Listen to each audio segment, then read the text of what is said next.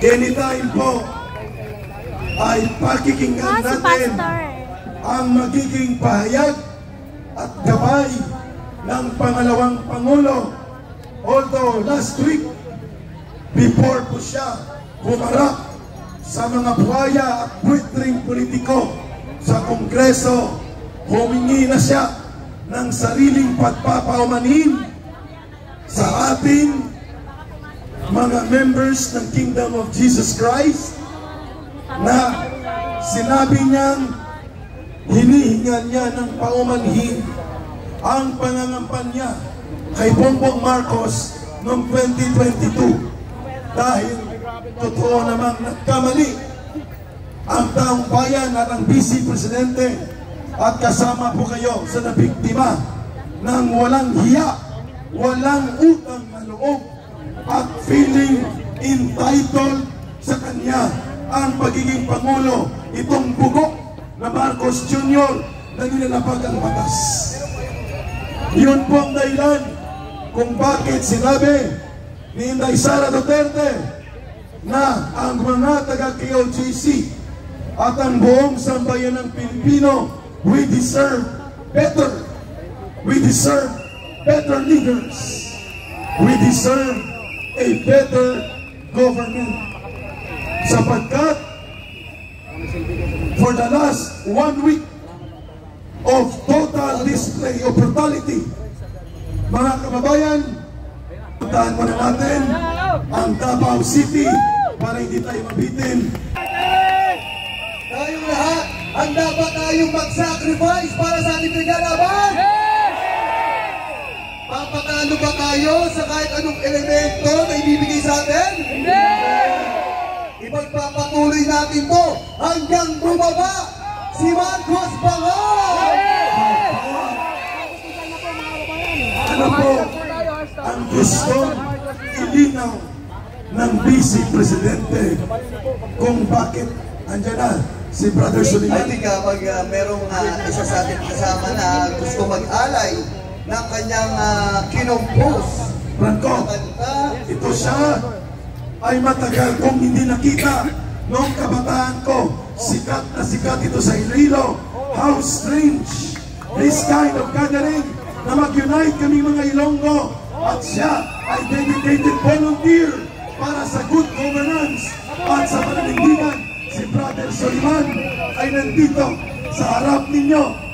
Malapit kami ng lugar na ito sa city ng Iloilo. Mabuhay itong Sunday!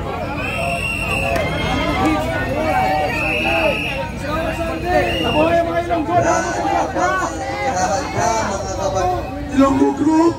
Hindi kriminal, ha? Hindi yung Ilonggo Group na mga kriminal. Ilonggo Group na mga talented.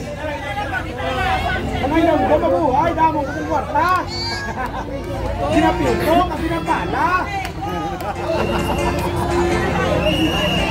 Balang, amigos ng Red! Okay, magandang gabi po sa lahat, at itong na punto ay alay natin sa ating mahal na Vice President. Alright! Saka sa ating mga kapatid sa Kingdom of Jesus Christ. Golgamote! Sara, President.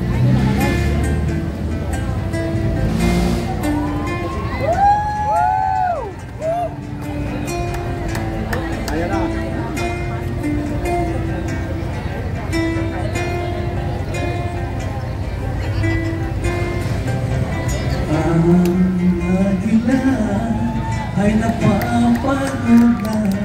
Wala mga kamay! Nais niya'y umuwi na sa tahanan. Marami na ito nagawa at sumunod.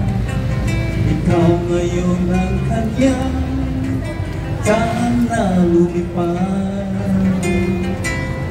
Ipagpatuloy mo lang ang kanyang sinimulan, at tamasa ngayon ng ating mamamayan, bukod sa nagtitiwala sa iyong kakayahan, na ikaw ang susunod sa yapak niya.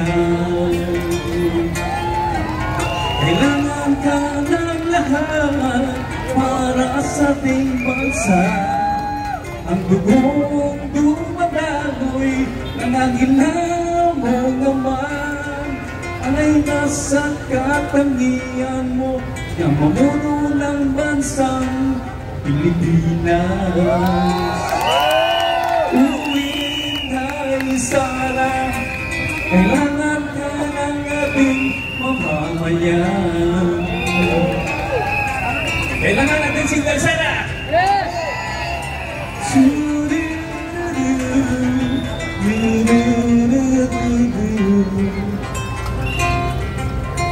Darating ang panahon, tagdapurin ang agila. Ikaw ang kanyang pag-asa sa mga maiwan niya. Habang at nakasakit ang nakita niya sa'yo, ikaw ngayon ang galugong na mga pangarap niya. Ipagpatuloy mo lang ang kanyang sinimulan. Tinatamasa ngayon ng ating mamamayan. Lubos siya nagtitiwala sa iyong kakayahan, na ikaw ang susunod sa yapak niya. Kailangan ka ng lahat para sa ating bansa. Ang dugong dumadaloy, ang agilan mo naman, ay nasa katangian mo na mamuno ng bansang Pilipinas.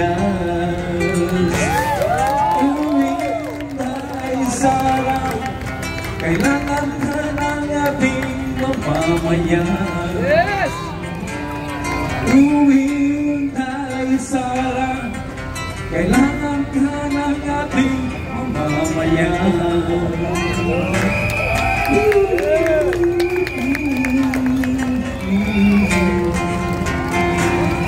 Hindi sana, kailangan ka ng ating mamamayan. Okay, sana po. Isa pa, isa pa. Inday Sara! Duterte! Inday Sara! Duterte! Inday Duterte! Inday Sara! Duterte! Inday Sara! Duterte! Inday Sara! Duterte!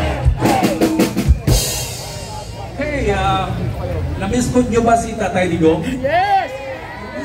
Mahina nga eh. Na-miss niyo ba si Tatay Digong? Kaya pasalamatan po na natin ang lahat nating mga vloggers. Talagang yan ang kailangan natin sa bayan. Lahat ng vloggers yan, kilala natin lahat yan. Hindi ko naman sa isa pa. Salamat sa inyo. No? Thank you, thank you. Salamatan natin yan. Okay. Pero para kay Tatay Digong, bali itong itong ginawa ko bago siya matapos ng term niya. Okay, kumagat po nito ay Tatay Digong, mamiss ka ng lahat. Okay.